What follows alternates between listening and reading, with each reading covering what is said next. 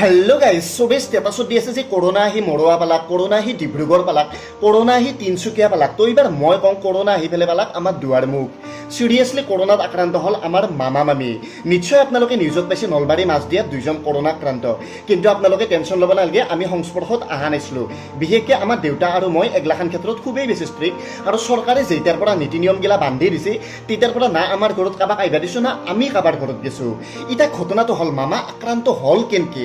মামাৰ লগত আৰু কোন কোন আক্ৰান্ত হল মা আক্ৰান্ত হোৱাৰ পিছত কি প্ৰব্লেম বা শৰীৰত কি অসুবিধা দেখা দিছিল তেতিয়াহ'লে শুনক আজি কিছুদিন আগতে আমাৰ মামা তাৰমানে নলবাৰীৰ অফিচ এটাত গৈছিল কোনটো অফিচ মই নামটো মেনশ্যন নকৰোঁ যিটো অফিচৰ পৰা মোটামুটি 4জন অলৰেডি পজিটিভ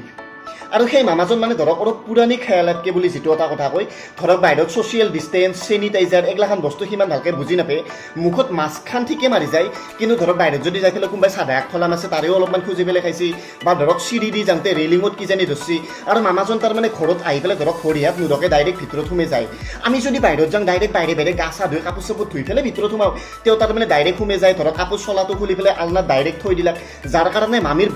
বহুত দিন গালি খাব লগাও হৈছে এতিয়া ঘটনাটো হল তেওঁ আক্ৰান্ত হোৱাৰ পিছত প্ৰব্লেম কি পালাক তেতিয়াহ'লে শুনক আজিকে তাৰে কিছুদিন পিছৰ পৰা তেওঁ হঠাতে তাৰমানে অলপ শুকান কাহ এনাই জাষ্ট কফ নাই সুধা কাহ তাৰপিছত আৰম্ভ হ'ল তীব্ৰ জ্বৰ ৰাতি বহুত জ্বৰ উঠে একদম তাৰমানে তাৰপিছত জ্বৰৰ টেবলেট গেলা খুৱাই দিয়ে কিবা খুৱাই দিয়ে মুঠ ভুলতো নকমে তাৰপিছত আশা কৰ্মীক তেওঁলোকে মানে কণ্টেক্ট কৰিলে কৰি পেলাই মেডিকেল টিম আহি পেলাই ৰেপিড টেষ্ট কৰি পেলাই চাব টেষ্টটো লৈ গ'ল চাব টেষ্টৰ ৰিজাল্টটো আপোনালোকে জানে যে 4 পৰা 5 দিনৰ পিছত আহি যায় আৰু তেওঁৰ লগত মামা আৰু মামী দুয়োটাই তাৰমানে পজিটিভ